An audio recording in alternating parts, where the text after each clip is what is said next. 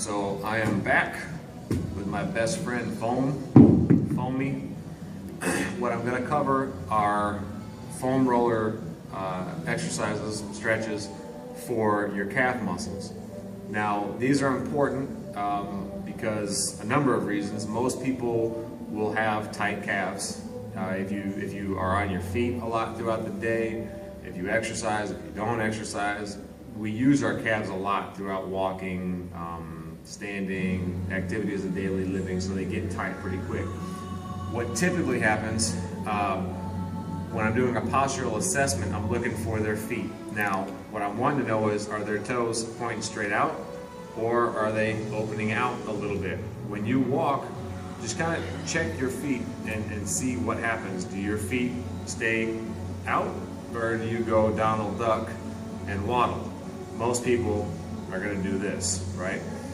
Or you'll see a lot of times more common is one foot will be slightly quackish and the other one is straight ahead. So that's going to come from, again, activities of daily living. A lot of people drive with their right foot, so they're constantly, gas pedal brake, gas pedal brake. So that right foot gets a little more work and that calf gets a little bit tighter and pulls it out of alignment. Now, your calf muscle, I don't know how well you can see this on the video, but you have two areas of your calf. You have the gastrocnemius, which is this thing that looks like an upside down heart, and then the soleus right here. So these are both going to get tight.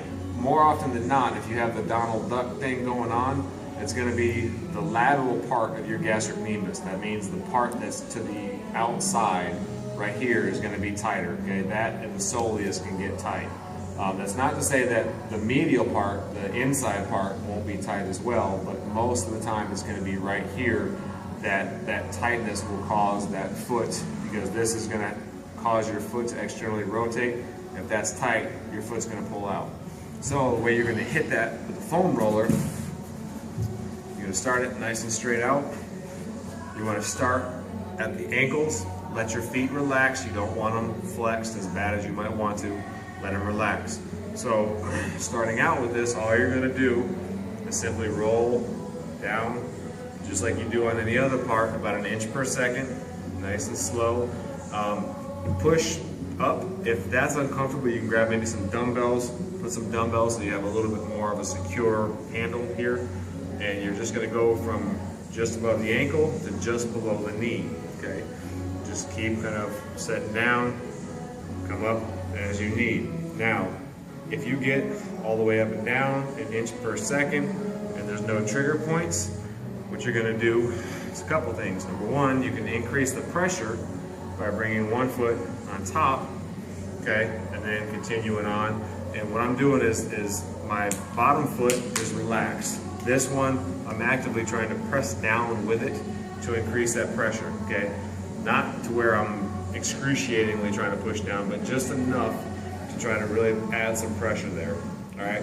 So if you can still make it through, and I'm kind of skipping over some trigger points here just for brevity's sake on the video, but if you can still make it all the way up and down without hitting any trigger points, what you're going to do is try to focus more on that lateral part that I was just talking about by taking the foot and rotating it just a little bit. You're not trying to get on the side of the leg, you're trying to get to the outside of the back part of your leg, right? So you're going to rotate about 45-degree angle, give or take.